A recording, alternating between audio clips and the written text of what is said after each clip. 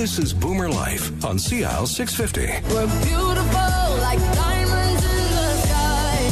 Shine bright like a diamond. And welcome back. This is BoomerLife on Sept26th2016. I'm Joanne Sutton. Joining us in the studio today, we have Carolina Arosa, President of HomeCareAssistance, also joined by Peter Sillen, Principal of Diamond Geriatrics. Now, HomeCareAssistance is a company that provides live-in care, offering seniors the opportunity to age in place in a familiar home environment surrounded by all their cherished memories.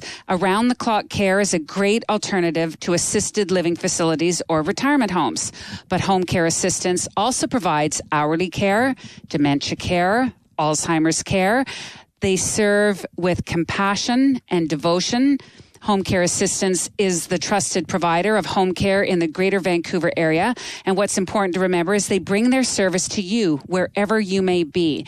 Carolina, everywhere in the Lower Mainland? Yeah, I would say we go back as Horseshoe Bay all the way up to Langley. Sounds wonderful. Mm-hmm. So HomeCareAssistance also works in tandem with Peter Sillen, who's joined us from Diamond Geriatrics.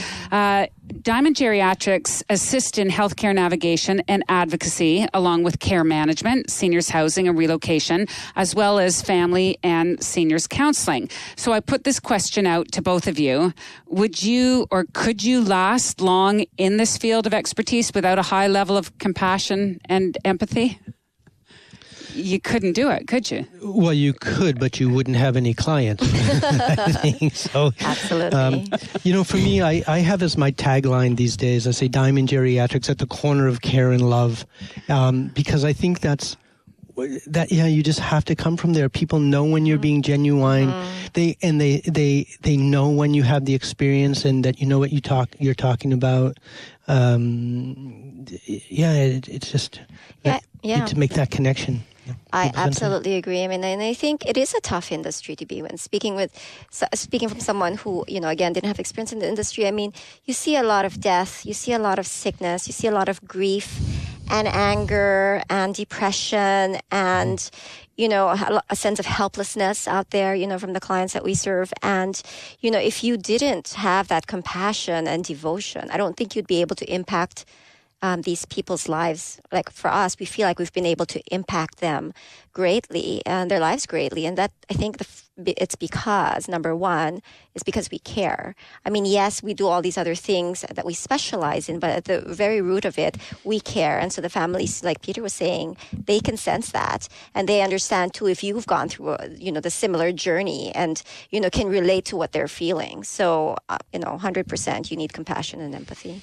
So without getting in any way political, is the government doing enough for seniors as they age, basically in this province or in Canada in general? But I think there's a certain expectation from people as well that the government should be doing something. I'm just not sure exactly what that is. But Peter, I think you can speak to that. Yeah, I think there's kind of a dirty little secret out there, which is that we have a lot more people who are older and who are sicker, and the government, they say they may have increased the number of dollars, but it hasn't kept up with the needs. And so what's happened is they've cut a number of services, they've cut rehab, and they've cut the amount of home care, the things like that Carolina provides. Mm-hmm. So the unspoken result is that it's devolved onto the backs of the family members. And I've had lots of times where somebody will come in and say, just a woman said to me the other day, I just can't do this anymore at work. I'm going to have to quit work. And you hear that a lot. People are there's a higher rate of absenteeism. There's a higher rate of depression. And it's because more is on the backs of families who are now working more, housing, everything else costs more. They need the double income, that kind of thing. Yeah. No, I mean, I agree. Like I said earlier, I mean, we see it all the time, families that come to us disillusioned because they feel like the government hasn't been able to help them out the way they feel like they deserve, and they're not getting the care that they need. So I guess where we come in is to really, plug that gap, plug the hole that they're not currently receiving, and it makes a world of difference. Mm-hmm. So what type of expectations do they have, or do they come to you with that they need help in? And what most prominent areas do you see? It really ranges. I mean, at the most basic level, it's personal care. They need assistance with personal care. They need assistance with medication, meal preparation, but sometimes it can even go all the way up to they just need, someone for their mom to stimulate their mom, to take their dad out on walks, to make their parents feel less isolated and to give them a reason to keep on living. A lot of these clients, as they age, they fall into depression. Like I said, they feel that they're useless and they're debilitated. So it just takes another person who cares to spend time with them, to engage them, to stimulate them, that can completely transform their lives. And, again, that's not something that the government is able to provide. At the very base level, the government's only able to provide, maybe 30 minutes of medication reminders or 30 minutes of personal care, or maybe a little, heating up of the food in the microwave, a little tidying up here and there. But, that's really the extent of what they provide. Very basic. It is very basic, and it's not enough. So I'm wondering, how do the two of your organizations work together? Yeah. Carolina, you've just explained some of the basic needs that people need when they come to home care assistance and requiring your services. Mm-hmm. When do you need to bring in somebody like Peter and his company, Diamond Geriatrics? When do you need a case manager?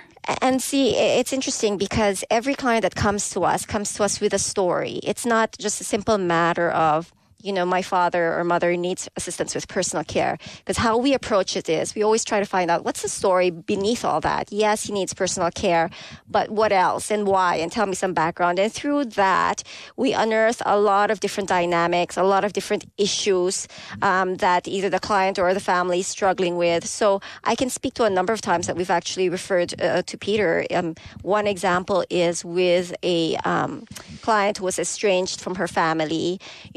They didn't really want to spend any money in her care. So she didn't have support of siblings or children or a spouse and her children just wanted, to conserve her money so that it could be passed on to them, and they wanted to deem her unfit to take care of herself so that they could have control of her money.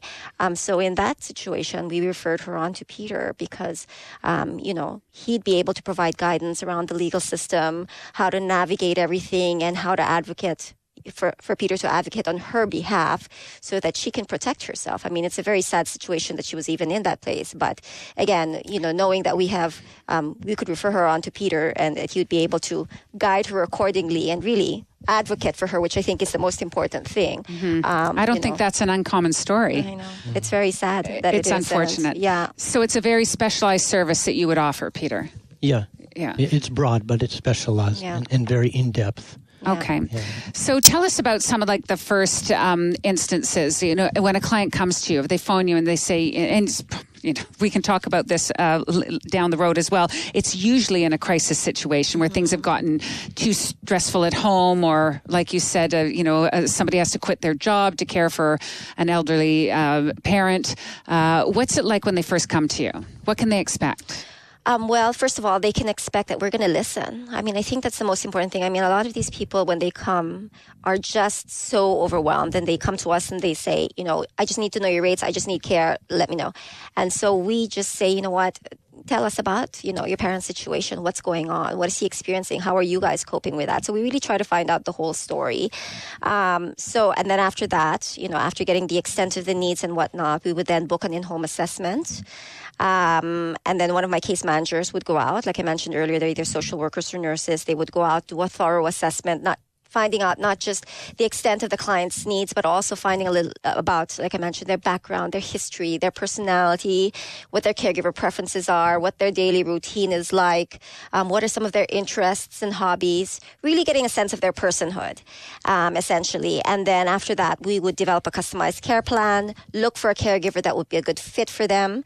And then after that, the case manager would be doing ongoing home visits, and to make sure that the standard of care is being being met, and that, you know, the client is happy with the care. In certain situations, again, where we feel like it's a little more complex, let's say the family dynamics, like the daughter, you know, wants care for her mom, but the son doesn't want, and there's all these different difficult dynamics. In those situations, again, we would refer to Peter. I feel like, you know, he can help facilitate, you know, those discussions much better than we can.